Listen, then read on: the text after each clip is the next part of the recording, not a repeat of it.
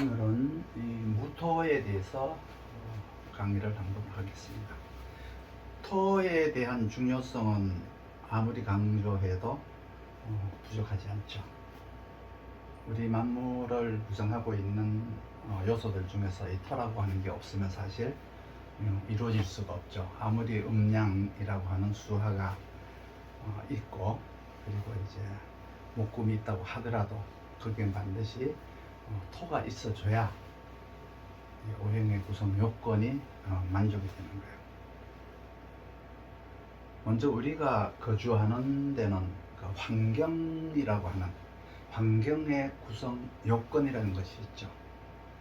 이 환경 구성 요건의 가장 중요한 요소가 바로 태양이라고 하는 병화가 있고요.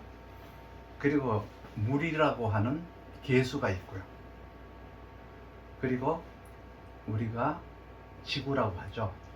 이 땅인 무토가 바로 우리가 사는 환경 구성 요건 중에서 가장 중요하다. 그래서 병화는 지위를 관장하고요. 외부에서 나를 도와주는 것을 관장한다고 보시면 돼요. 그러니까 병화는 도움을 주는 것을 관장하는 거예요. 그렇지만 계수라고 하는 것은 이제 지식과 지혜를 관장해요. 이것을 꾀나 잔재주와 같은 부정적인 의미로 말을 해도 관계는 없는데, 외부가 아니라 내가 나를 관장하는 거예요. 내가 직접 해야 할 일을 관장하는 거예요. 무토라고 하는 것은 내가 외부로부터 준비를 해야 할 사항이에요. 내외를 모두 다 관장하는데, 우리가 머무는, 즉 정착을 의미하는 거예요. 무토가 있으면 내가 정착을 하든 다른 사람을 정착하게 해주든 정착과 같은 의미를 가지고 있다, 이렇게 생각을 하십시오. 사람마다 누구나가 다 이 세 가지 방법이 있음으로 해서 그 사주가 안정된 방법으로 살아가는 거예요. 이런 상호작용에 의해서 무토는 땅이 되고 공간이 되고 환경이 되고, 계수는 물이지만 지혜라고 하고요, 지식이라고 하죠. 그리고 우리의 의식을 주관하는 이 정신이라고 하는 것도 사실은 계수예요. 그리고 병화는 태양인데, 이거는 곧 무토라고 하는 땅에서 계수는 낳게 하고 병화는 자라게 하는 작용을 해요. 이 세 가지 상호작용에 의해서 목이 자라나는 것이라는 것이죠. 그래서 목은 계속 부피를 늘려가면서 크는 것이고요. 목이 변해서 금이 되는 거예요. 그냥 금이 있는 것이 아니라 목이 변해서 금이 되어야만 그 금의 가치가 올라가는 거예요. 가치가 있는 거예요. 반드시 목이 금이 되는 과정을 거쳐야 돼요. 그러면 이 목이 화와 토를 보는 과정을 통해서 목이 변해서 금이 되는 거예요. 만약에 화나 토가 없으면 이 목이 금으로 변화하지를 못해요. 그래서 화토가 없다 그러면 금은 변화하지 못한 미래이거나 내가 꿈꾸는 희망이거나, 설령 변화를 했다고 하더라도 상품적 가치가 없는 금이에요. 그러면 시간만 간 것이지 가치가 나온 것은 아니라는 의미죠. 이렇게 이제 변화하는 가운데 무토는 나고 자라는 땅이 되는 거예요. 수가 목을 낳게 하고 병화가 목을 자라게 해주죠. 그리고 나서 금으로 변화를 시키려면 토가 있어야 돼요. 결국 토는 낳고 자라는 장소가 되어주면서 목을 금으로 변화를 시켜서 우리 인간 생활에 필요한 것들을 제공한다는 거예요. 이 토가 낳고 자라고까지만 한다면, 역할을 거기까지만 한다면 인간 생활에 필요한 도구는 되지 못하고 금으로 변화를 시켜 주어야만이 인간 생활에 필요한 물건을 만드는 작용을 하게 되는 거예요. 만약에 토가 낳고 자라는 역할만 한다면 이것만 가지고는 크게 변화를 시키지는 못해요. 반드시 금을 보고 목을 낳고 자라게 해줘야 돼요. 그러니까 토를 기준으로 하면은 목을 낳게 하려면 수가 있어야 되고 병화가 있어서 목을 자라나게 하는 것인데, 그리고 나서 경금을 보면은 필요한 물건으로 변화시켜 주는 거예요. 그러면 낳고 자라는 것이 좋을지 필요한 사람으로 변화를 시켜주는 것이 좋을지는 우리 각자의 개성에 따라서 다르다, 이렇게 생각하시면 돼요. 그래서 무토에게는 낳는 역할을 해야 되니까, 다시 말하지만 예수가 있어야 되고, 자라는 역할을 해야 되니까 병화가 있어야 된다. 어느 장소이든지 그곳이 어느 곳이든지 혹은 무엇이든지 간에 이 낳게 하는 역할과 자라게 하는 역할이 있고 장소의 역할이 있는데, 둘 다 있는 사람도 있고요. 사주에 이 셋 중에 하나만 있는 사람도 있고 둘 다 없는 사람도 있어요. 무토를 기준으로 하니까 무토는 있다고 보고 계수병화가 둘 다 없는 사람들도 있다는 거죠. 그리고 거기서 변화하게 하는 장소는 금이 있어야 돼요. 마치 부모는 자식을 낳고 자식을 자라는 것까지만 하고 변화하게 하는 것은 부모가 직접 하기보다는 학교나 사회에 나가서 하게 하는 게 옳다고 생각을 해요. 자기가 자식의 모든 것을 다 책임져서 하겠다고 학교도 막 가는데 쫓아다니고 이러면 안 되죠. 대개 사주에 이렇게 무토가 계수 병화까지 있고 금까지 있다면, 경금까지 있다면 사람은 자식을 망칠 우려가 매우 높아요. 금이 있으면 자기 의도가 있기 때문에 자기 의도에 맞추려다가 자식을 망치는 경우가 허다하게 많더라. 그래서 금을 가지고 있는 사람은 자식을 망친다는 생각은 하지 않고요, 자기 생각이 옳다고만 믿는 거예요. 자기 믿음이 너무 강하면 상대방을 인정하지 않게 돼 있어요. 물론 좋은 금도 있겠지만 대개 금까지 가는 것 자체를 좋게 여기지 않는다는 뜻이죠. 그러면 병화가 아니라 정화라고 하는 것은 자라는 목을 방해하고 목이 나오기만 하면 잘라서 다른 용도로 생산품으로 변화를 시키는 거예요. 다시 말하면 토라는 공간에서 목이 낳게 하고 화가 기르게 한다라고 했는데, 그 중에서 금은 더욱더 성장되게 하는 거예요. 목의 결실이 금이니까요. 그러면 낳고 자랐으면 가치가 더 커져야 되죠. 그 커진 그 가치가 바로 경금인 거예요.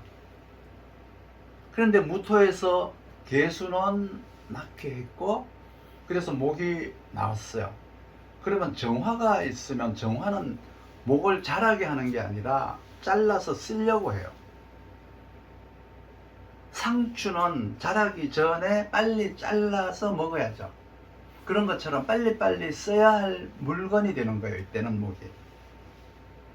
그래서 생산물을 가공해 가지고 인간 생활에 필요로 한 용도로 정화는 바꿔주죠. 그러려면은 이제 이 정화라고 하는 것은 자라게만 하는 게 아니고 낳자 말자 꺾어서 생산물, 즉 말해서 음식물이나 어떤 제목감, 그리고 옷감, 이런 것들을 만들기 위한 용도로 적당한 시기에 목을 잘라서 쓰게 되는 거예요. 이게 정화가 하는 일이죠. 그래서 무토는 낳고 자라는 장소 역할을 한다. 그래서 또 반복하지만은 여러분들 잊지 않게 하기 위해서 반복하는 거예요. 낳게 하려면 개수가 있어야 되고, 자라게 하려면 병화가 있어야 되고, 자라지 않고 키우지 않고 낳자마자 써버리려면 정화가 있어야 된다. 그러면 그 다음에 변화될 때 또 따로 보면 돼요. 이러한 것들이 이루어지지만 여기에 목이 없으면 아무 소용이 없죠. 무토가 아무리 낳게 하는 장소이고 자라게 하는 장소이지만 목이 없다면 그냥 그러한 장소일 뿐이지 없는 목을 자라게 할 수는 없는 거죠.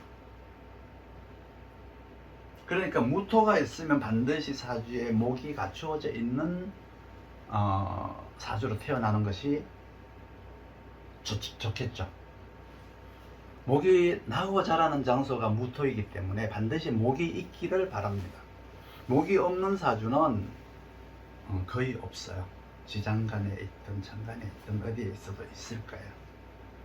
그러면 무토가 있고 개수병화가 있고 목이 있으면 정말 행복한 주부가 될 수가 있고 사회적인 사람이 될 수가 있어요. 그런데 거기에 금까지 있으면 비로소 이제 자기 인생의 변화를 위해서 자기 직업에 다시 투자를 하게 되니까 이때부터 불행한 일이 생기기 시작해요.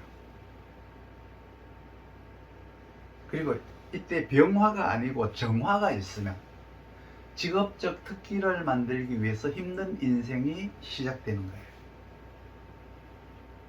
자식을 낳고 기르는 것만이 책임을 다하는 것이라고 인정을 한다면 인생이 참 즐거울 텐데, 그거 말고 새로운 자기 인생이 있다고 생각해서 뭔가를 다시 이제 투자를 하게 돼요. 자기 투자라고 하죠. 요즘은 자식만 낳고 기르면은 자기 자신을 참 못났다고 생각해요. 한심하다고 생각해요. 시대가 그래요. 위대한 어머니상인데, 위대한 부모상인데 왜 그걸 못났다고 생각하는지 몰라요. 그래서 지금 우리가 엊그제 신문을 봤는데 200명당, 그러니까 부부가 100상 중에서 73명? 74명 정도 나온대요. 자식이. 그러니까 한 쌍에 한 명을 안 넣는다는 거죠. 100쌍 중에서 74쌍 정도만 자식을 낳고 자식을 안 낳는데요. 그것뿐만 아니라 지금 결혼 자체를 지금 많이 하지 않고 혼자 살고자 하는 사람들이 많죠. 물론 이게 사회가 만들어 놓은 어떤 현상이라고, 잘못된 현상이라고 생각하기도 하겠지만, 어쨌든 부모는 위대하다, 어머니는 위대하다. 그렇지만 시대는 위대한 어머니를 인정하지 않는다. 시대가 인정하지 않는 게 아니라 자기 자신이 스스로 어머니에 머물고 싶어 하지 않는다, 이렇게 보시면 되죠. 토라고 하는 것은 그래서 어머니 상이에요. 낳고 자라게 만드는 어머니 상을 뜻해요. 그런데 그 어진 어머니 그 상을 자꾸 변화를 하려고 투자를 하게 되면 안 되겠죠. 그래서 토, 수, 화, 토라고 하는 공간에 개수라고 하는 이제 목을 낳게 하는 기운, 화라고 하는 목을 자라게 하는 기운. 그럼 이 토가 바로 우리 사람이에요. 사람, 우리 인간이에요. 토와 수와 화가 만나야 간목이라고 하는 자식이 생산이 되는 거예요. 그래서 토에 수화가 있고 만약에 여기에 경금이 아니라 신금이 하나라도 있으면 이거는 쓸데없는 변화를 요구해가지고 과다한 지출을 할 우려가 있어요. 이때는 반드시 신금 대신에 경금이 있어야 아름다운 변화를 할 수가 있습니다. 그래서 뭐가 존재하는가에 따라서 내 사주에 금을 판단하시기 바랍니다. 그리고 무토를 이제 볼 때는 사계절로 나누어서 봐야 돼요. 춘절, 하절, 추절, 그리고 동절. 흔히 우리가 물상론으로 봤을 때 춘절의 무토를 경작지라고 하죠. 경작지와 같다. 왜? 목이 나고 자라는 곳이니까. 그렇지만 하절의 무토의 작용은 병화를 가려서, 해를 가려서 목을 구해주니까 커튼 작용과 같다. 커튼 작용. 해를 가려주는 커튼 작용. 하루 종일, 여름에 하루 종일 태양이 내리쬐면은 을목이 어떻게 돼요? 목고, 목초가 되죠. 나무가 말라버리죠. 그래서 그 을목을 이제 보호하기 위해서 무토는 산이 되어서 해를 가려주죠. 해를 가려서 간세라고 하는데 일단 커튼 작용과 같다 이렇게 보시면 돼요. 그리고 추절의 무토는 제방과 같이 쓰인다. 제방이라고 하는 것은 비바람, 홍수, 천재지변을 막아주는 역할이에요. 추절은 이제 하지에서부터 추절에 들어가거든요. 그러면 그때부터는 우기철이 오죠. 또 태풍도 불어오죠. 뜨거운 때약볕이 있죠. 장마가 지죠. 뭐 여러 가지 이제 자연에서 발생되는 재해들이 있는데 그러한 재해들에서 이제 특히 홍수를 막아주는 제방과 같다. 추절의 무토의 역할은. 그리고 동절의 무토의 역할은 초목들이 죽지 않도록 보온해주는 제방과 같아요. 그러니까 추절의 무토의 제방은 홍수라든가 뭐 여러 가지 갖가지 천재지변을 방어해주는 제방과 같다면 동절의 무토는 차가운 북풍, 차가운 혹풍으로부터 목이 얼어 죽지 않도록 보온해주는 제방과 같다. 이 말은 목이라고 하는 종자를 동절이면은 목이 어떻게 돼요? 뿌리로 들어가고 열매로 나와서 이제 종자가 되어서 내년 봄이 되면 다시 새로운 감목으로 나와야 되잖아요.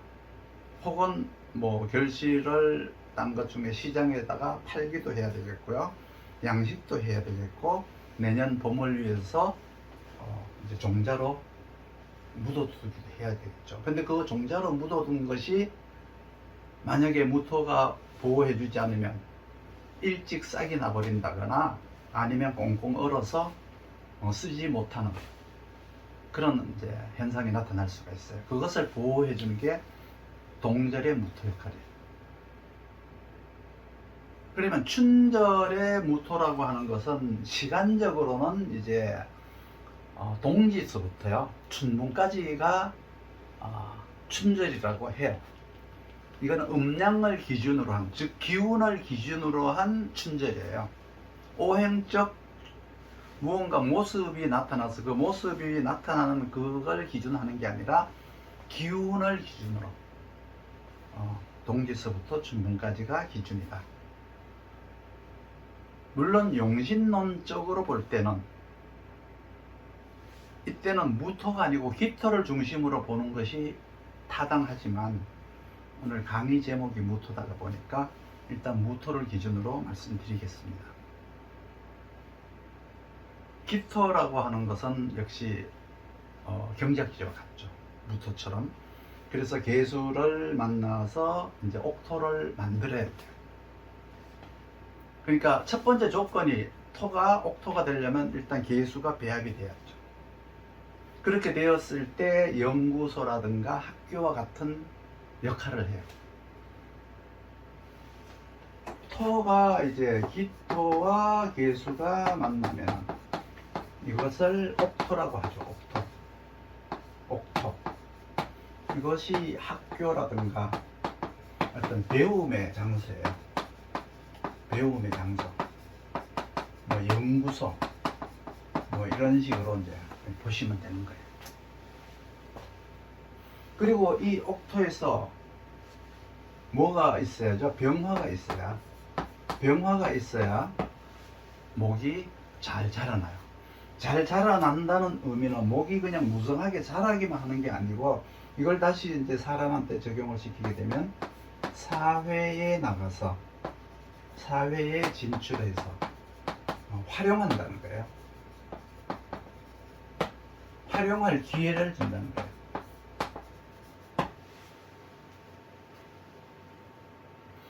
그러니까 춘절은 기토와 계수. 원래는 이제 여기다가 이제 지금 오늘은 무토니까 무토를 넣어도 되죠. 단지 변화는 되겠죠. 기토의 계수가 있는 것과 무토의 계수가 있는 것은 달라요. 왜 다르냐 그러면 무토는 산이 높고 하니까 아무래도 옥토를 소토하는데 문제가 있기 때문에, 그거는 이제 다음에 기회가 있으면 말씀을 드리고요. 일단은 옥토가 되기 위해서는 기토와 계수가 있어야 되고, 기토와 계수가 있을 때는 이제 병화라는 게 있어서, 여기에서 간목이 탄생하면 간목이 자라서 을목화되어서 이제 목생화를 할 수 있는 기반이 되어줘야 된다는 뜻이죠. 그리고 나서 하절로 넘어가게 되면, 하절이라고 하는 것은 춘분을 기준으로 해서요, 하지까지를 말하는 거예요. 시간적으로. 이때는 병화를 막아서, 무토가 병화를 가려서 을목을 구해줘야 돼요. 아까 말씀드렸듯이 이거는 커튼 역할이라고 해서 간세 작용이라고 하죠. 간세라는 것은 사이간자예요. 사이간자. 사이간자에다가 간세라고 해요.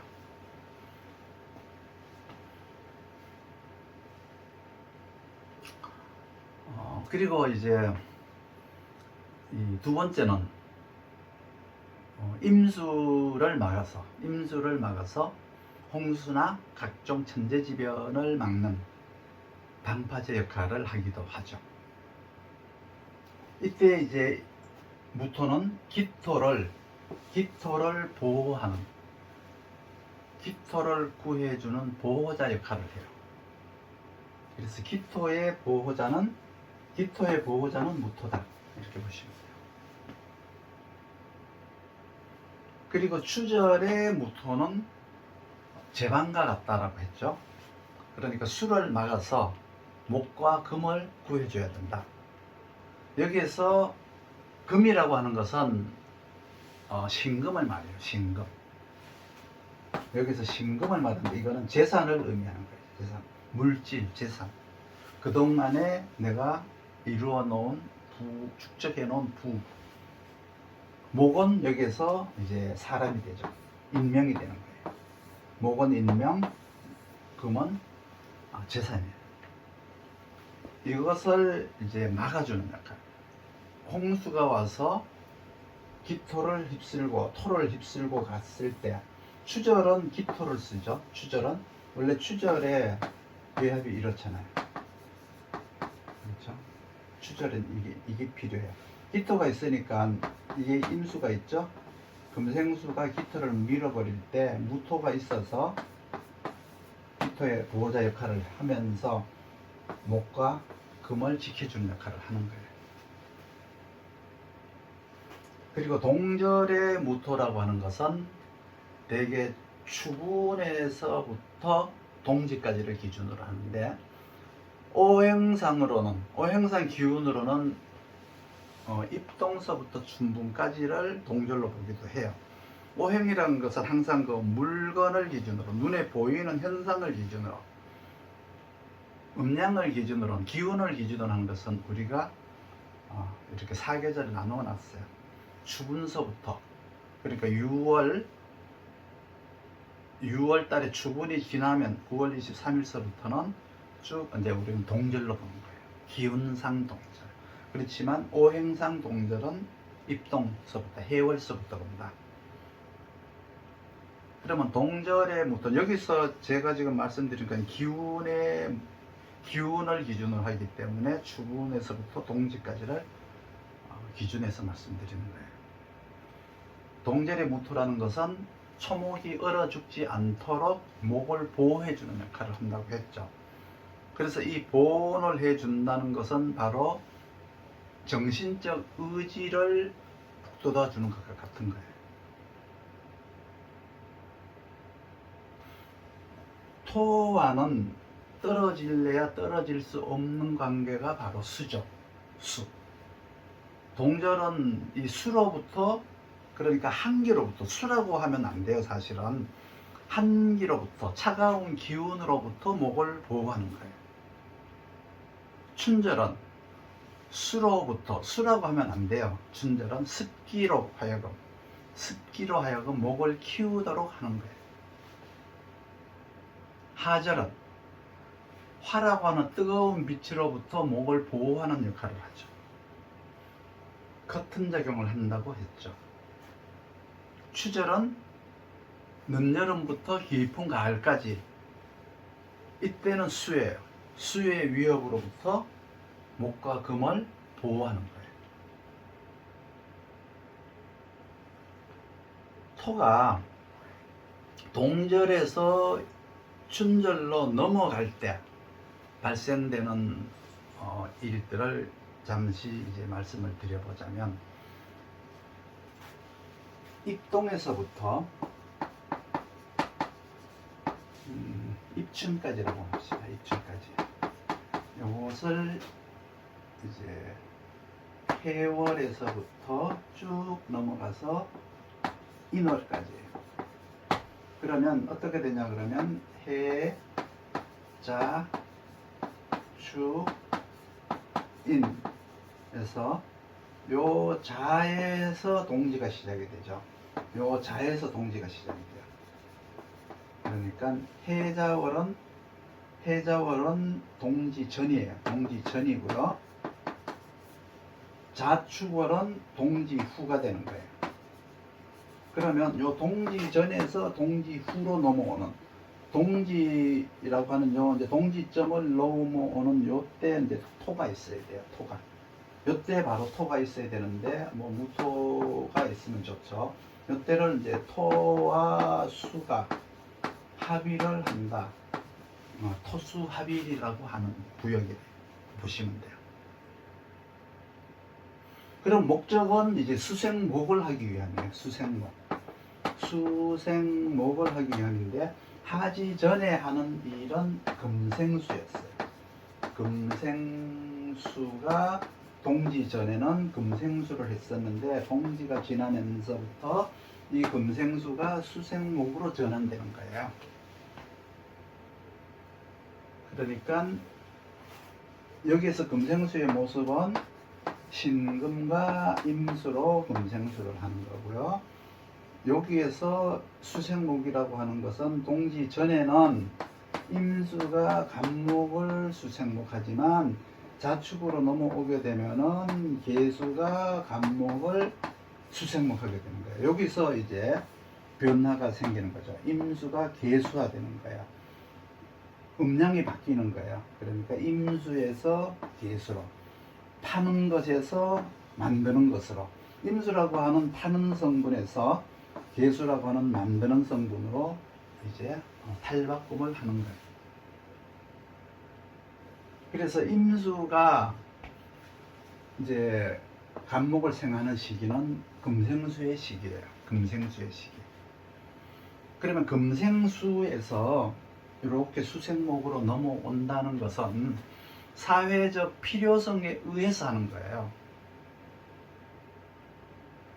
그리고 나서 이 수생목이, 계갑이라고 하는 이 수생목이 다시 목생화를 하는 것은 금생수 해주고 수생목을 받아서 이제 수생목을 하다가 보니까 목생화까지 간다는 것은 내가 하는 수생목이 잘 돼서 일이 잘 되어 가지고 일이 잘 풀려서 자연스럽게 일어나는 현상이 목생화예요.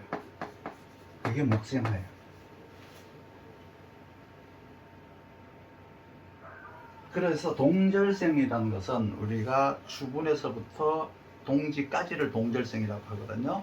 이때는 토국수를 하고 있다가, 토국수라고 하는 것은 무토와 임수가 토국수를 하고 있다가 춘절이 와서, 춘절이라는 요 동지가 넘어가서 수생목을 해야 되는데 수생목이 잘 되지 않는 이유가 있어요. 이걸 또 이제 통변을 하려면 사람에게 적용을 시켜야 되겠죠. 내가 직장 생활을 하는데 상사가 무엇을 시켰어요. 시켰는데 항상 토를 달았어요. 그거 왜 해야 돼요? 그거 꼭 내가 해야 돼요? 뭐 이런 토를 달아서 이제 말대꾸도 하고 잘 하지 않고 뺀질거리다가, 그러니까 고분고분하지 않았던 거죠. 이제 춘절이 왔, 이제 동지가 지나니까 춘절이 왔어요. 춘절이 왔다고 해서 갑자기 내가 상냥하게 예 그러기는 어렵죠. 뻣뻣하게 그러다가 갑자기 내가 상냥하게 그럴 수는 없잖아요. 다시 환경이 바뀌었으니까 내 자세도 바뀌어야 되잖아요. 그렇죠? 그러니까 금생수를 했는데 이제 수생목이라고 하는 이제 업무가 바뀌었다, 뭐 이제 보직이 바뀌었다, 내가 하는 일이 바뀌었다고 해서 내가 고분고분하기가 힘들어요. 왜? 그동안 해왔던 행동이 있으니까. 근데 이게 금생수를 밀어서 수생목을 하게 되면은 직장에서도 어쩔 수 없이 그냥 시키는 대로 해요. 예, 하겠습니다, 알겠습니다 라고 했지만은 집에 와서는 투덜거려요. 그런데 여기에서 만약에 화가 있다면은 수생목이 잘 되기 때문에 일이 잘 풀려서 저절로 이제 막 입이 이렇게 찢어지죠. 좋아서. 토가 하는 일이 세 가지가 있죠. 그 중에서 이제 목과 수의 관계를 살펴보면은 동절생이라고 하면은 목과 수는 절대 만나서는 안 되는 사이죠. 동절의 수는 뭐예요? 수는 얼음이죠. 기운으로는 뭐야? 찬 기운이죠. 한기죠. 이때 목과는 절대 만나면 안 돼요. 그렇지만은 춘절이나 하절은 목과 수는 절대 떨어져서는 또 안 되는 사이죠.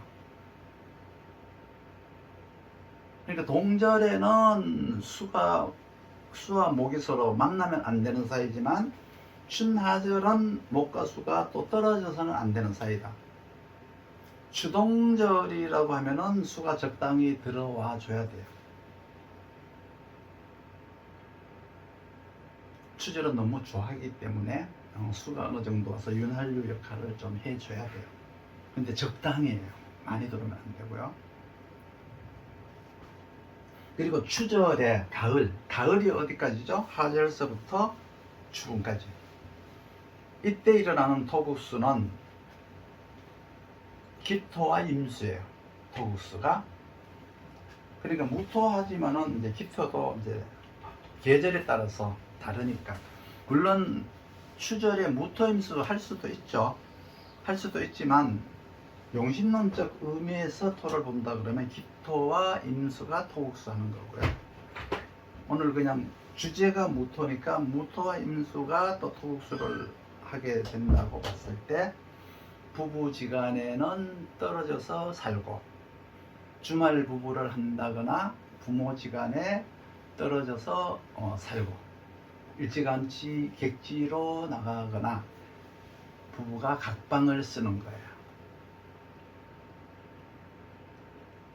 좋은 건가요? 일단 이제 추절의 토국수는 그런 문제가 있어요. 그리고 동절의 토국수라는 것은 수생목이 되지 않는 시기에 태어났다. 수생목이 되지 않는 동절은 주분에서부터 입동까지예요. 입동이 지나야 비로소 이제 해중의 간목을 이제 쓸 준비를 하는 거죠. 그때를 조춘이라고 해서 이른 봄이라고 하죠. 조춘이라고 해서 이제 봄 기운을 준비하는 시기라고 해서 수생목을 준비하는 시기예요. 그러니까 해월 이전, 입동 이전에 태어났다는 것은 수생목이 안 되는 시기에 태어난 거예요. 그러면 공부가 안 되는 거예요. 주군에서부터 주군 지나서 뭐 입동 전까지. 그러면 공부를 하려고 해도 잘 되지 않아요. 이때는 공부하는 시기가 아니죠. 그냥 고등학교 3학년이다 친구가 그러면은 참 곤란하죠. 근데 병화가 있거나 혹은 이제 춘절에 토 속에 수가 있으면, 병화가 있거나 혹은 이제 봄이 오면, 온난한 계절이 오면 그 수가 목에 영양화를 시켜줘요. 영양화 역할을 해요. 수가 영양화 역할을 한다는 것은 그 목이라고 하는 인간에게 사회 적응력을 높여주거나 필요한 학습을 열심히 하게 해주는 역할과 같은 거예요. 이때는 병화가 없다고 해서 수가 영양화가 되지 않는다고 말할 수는 없는 게, 개인적으로 우리가 선생님을 두지 않고도 학교를 다니지 않고도 독학으로 얼마든지 득도를 한다든가 득음을 한다든가 득지를 한다든가 무언가 내가 혼자서도 이룰 수 있는 것들이 있어요. 그러니까 뭐야, 반드시 병화가 없다고 해서 수가 목을 생하지 않는 건 아니다, 이렇게 보시면 돼요. 동절은 금생수에서 수생목으로 이어준다. 금생수에서 수생목으로 이제 이어주는 역할을 하죠. 춘절은, 춘절, 하절은 동지서부터 하지까지는 180일을 이제 춘하절이라고 하고요. 90일, 90일 나눠서 춘절, 하절을 한 그 중간이 춘분이에요. 그러면 이제 춘하절이라고 하는 것은 춘절은 수생목, 하절은 목생화까지 되죠. 그래서 수생목, 목생화가 이제 이어지는 거예요. 그러니까 동절이라고 하는 것은 동절에서 금생수, 수생목으로 해서 동절의 금생수, 춘절의 수생목, 춘절의 수생목, 하절의 목생화, 이렇게 이어진다는 거예요. 그리고 추절은 광명이라고 해서 이 돋보이게 만들었죠. 사람이든 뭐든 이렇게 금이든 결실이든 나무든 이렇게 돋보이는 모습으로 드러나게 해준다.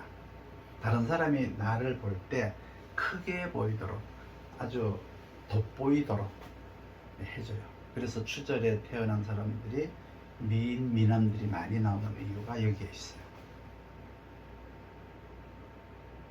그러면 다 이렇게 좋은 역할만 하는 게 아니죠. 무토가 부정적 작용도 하게 돼 있죠. 그럼 그 부정적 작용이 뭐냐 그러면, 동절인데 토가 만약에 수를 가두어 버리면, 토가 많으면 수를 가두어 버리죠. 그러면 현실에 맞지 않는 행동을 해요. 때가 되어도 움직이지 않는다가, 이걸 좋은 말로 하면 심사숙고라고 하지만 때가 돼도 움직이지 않는, 현실에 맞지 않는다, 때에 맞게 무언가를 해 나가지 않는다는 뜻이에요. 무토가 약한 인계수를 막아서 가뭄을 들게 하죠. 대개가 시기적으로는 이제 춘절에서 하지까지를 말을 하는데, 수생목을 받지 못하게 하는 거예요. 그리고 목을 시들게 하는 거예요. 수생목을 받지 못하게 하거나 빛을 가려서, 태양빛을 가려서 시들게 하는 거, 추워서 한기로 작용하게 해서 빛이 들지 않게 해서 시들게 하는 거, 이게 이제 무토의 부정적 작용인데, 춘하절은 수생목을 받지 못하게 하고 추절에는 빛을 가리는 것이 무토의 단점이다. 그리고 무토가 추절에, 가을에 금생수하는 수를 막아서는 안 된다. 흐르는 물을 막는다는 얘기는 집안에 있는 물이 빠지지 않는 것과 같아요. 하수도에 물이 빠지지 않는 것과 같아요. 그리고 물건이 상점에 쌓였으면 팔아야 되는데 팔리지 않는 물건이 창고에 가득한 것과 같아요. 어떤 계획을 짰으면 실천을 해야 되는데 실천을 하지 않는 것과 같아요. 그래서 무토가 가을에 금생사는 수를 막아서는 안 된다는 뜻이에요. 그리고 추절에 또 무토가 신금을 매금을 시켰어. 신금이 금생수를 하는 것을 제지를 하게 되면 그때는 경금으로다가 금생수를 다시 시켜줘야 돼요. 프로그램 교체, 메뉴 교체, 직원 교체, 새로운 신상품 교체, 이런 역할을 해줘야 돼요.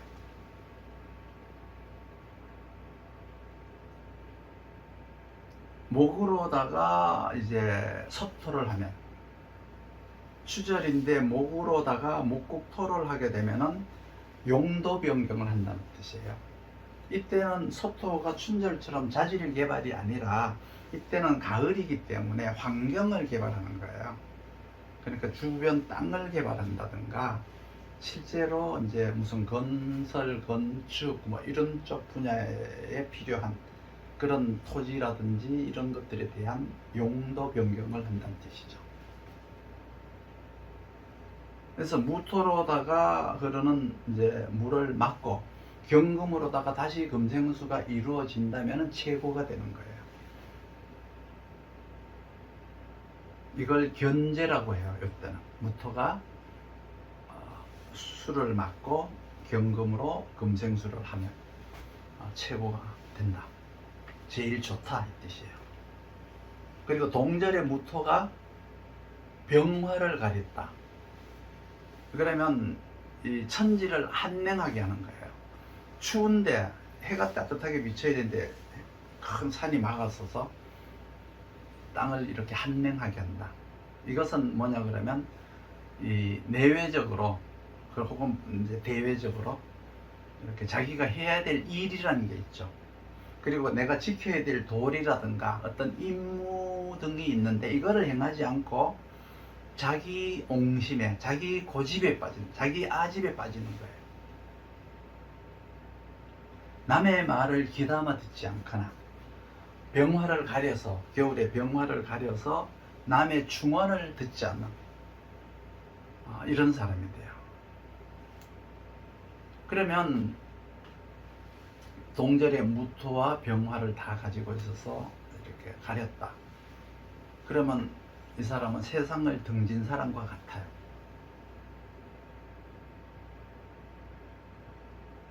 동절에 무토가 병화를 가려서 수생목을 하지 않으면 이거는 이 사람은 자식을 돌보지도 않는 사람이에요. 예를 들면은 어떤 아가씨가 이제 사람이 참 얌전하고 말도 없고 겸손해 보여서 어른들이 그 아가씨를 보고 참 좋은 처녀다, 맏며느리감이다, 막 이렇게 이제 칭찬을 했어요. 그런데 이제 막상 이 아가씨하고 결혼을 하고 보니까 새뚝배기와 같은 무뚝뚝한 여자였어요. 그러니까 이것이 잘 구분이 되지 않게 생겼죠. 병화가 무토를 가려서 수생목이 되지 않는다. 이건 해자월생을 말하는 거죠. 그러니까 얌전하고 겸손한 줄 알았는데 알고 보니까 무뚝뚝한 아주 소와 같은 여자더라.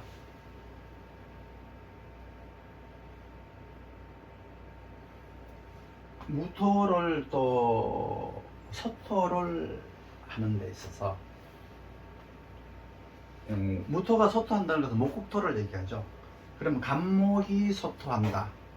그는 언제든지 가능해요. 언제든지 간목은 무토로 소토를 할 수가 있어요. 이건 이제 지식의 확장과 같고요. 지위를 추구하는 것과 같아요. 그리고 이제 옥토를 소토한다는 것은, 옥토라고 하는 것은 춘절의 토를, 춘절에 토국수가 되어 있는 걸 옥토라고 했죠. 그거는 이제 수생목을 하기 위해서, 즉 말해서 자기 자신을 개발한 것과 같아요.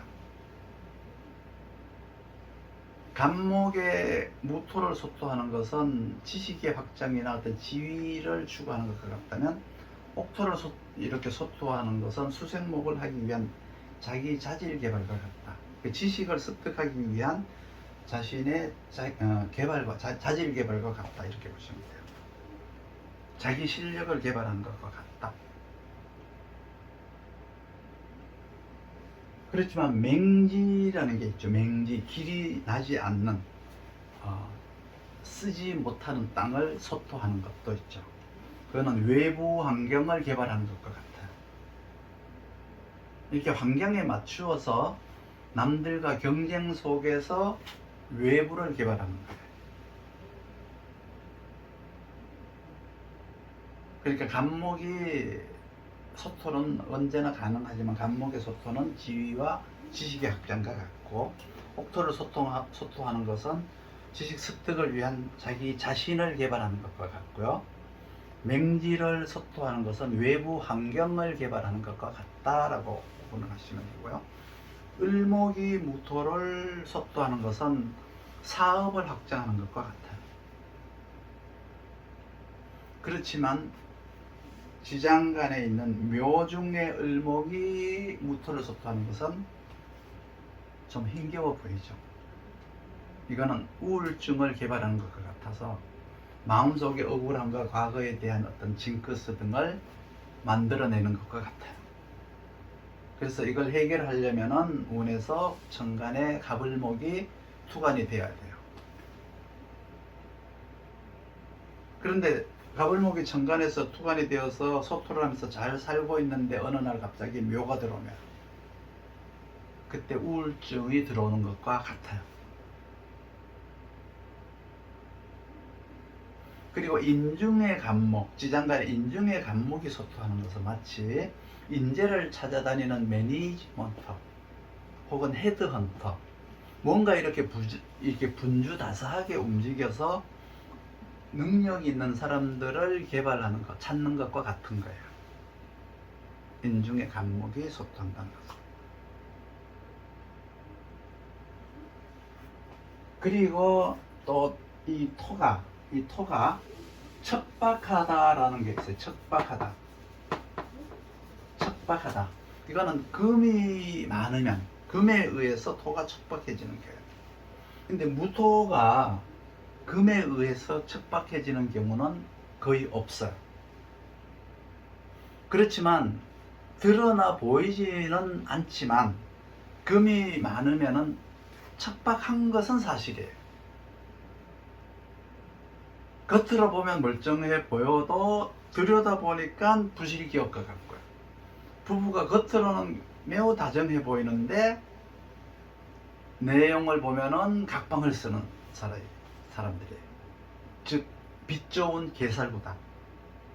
눈속임을 하죠. 남들한테 그럴듯하게 보이는데 나쁘게 말하면 사기꾼과 같아요. 그러니까 토가 척박하다라고 하는 것은 금에 의해서 척박한 게 있고 화에 의해서 척박한 게 있어요. 그 화라고 하는 건 정화를 말하고요. 금이라고 하는 건 신금을 말하는 거예요. 그러니까 정화에 의해서 토가 척박하다는 것은 정화가 지나칠 때 화염하죠. 화염. 화가 너무 이제 이렇게 치열할 때, 화가 너무 이제 많을 때 토가 척박해지는 거예요. 그렇지만 이때 무토가 척박하다는 것은 표면, 겉은 굉장히 헐벗었는데 매우 이제 척박해 보이는데 이 속은 헐벗지 않았어요. 척박하지 않아요. 이때는 이제 뭐 농경지라든가 이런 거 보다가는 각종 그 성지로서요. 즉 말해서 인구가 밀집한, 명동처럼 사람들이 왕래가 잦은 이러한 가치가 있는 땅이 여기에 들어있다는 거죠. 그래서 토가 척박하다는 걸 두 가지를 다시 보면은, 속이 척박한 것은 금이 있을 때죠. 겉은 안 그런 것 같은데 들여다보면 실제는 척박하다. 근데 겉이 척박한 것은 정화로 인한 영상의 효과인데, 안은 척박하지 않다. 그러니까 겉으로 드러나 보이지 않으니까 아무도 알 수는 없지만, 부부 사이라든가 기업이라든가 이런 내면의 모습이 부실하다든가 겉은 번지르해 보이고 서로 아주 보기 좋은 부부 같은데 속은 썩어 들어가서 쓸 것이 없기 때문에 이들을 나쁜 말로 사기꾼과 같다 이러는 거야. 겉이 척박한 것은 겉이 없어 보이지만 실제로 속은 쓸만하다. 내실이 있다. 그래서 산업이 많이 발전할 수 있는 곳과 같은 거예요. 무토가 화로 척박한 것은. 여기까지 무토를 간단하게 마치겠습니다. 토에 대한 강의는 매년 해야 되고요. 할 말이 그만큼 많고요. 토의 중요성은 아무리 강조해도 부족하지 않고요. 그래서 다음에 또 기회가 되면 무토, 기토, 지장간의 진술충미토, 인신사해토 이런 것들을 이제 강의를 한번 해보도록 하겠습니다. 오늘은 그냥 천간무토를 기준으로 해서 사용하는데, 목을 키우느냐 거기에서 이제 금이 나오느냐에 대한 문제, 여기에 대해서 간단하게 강의를 했습니다.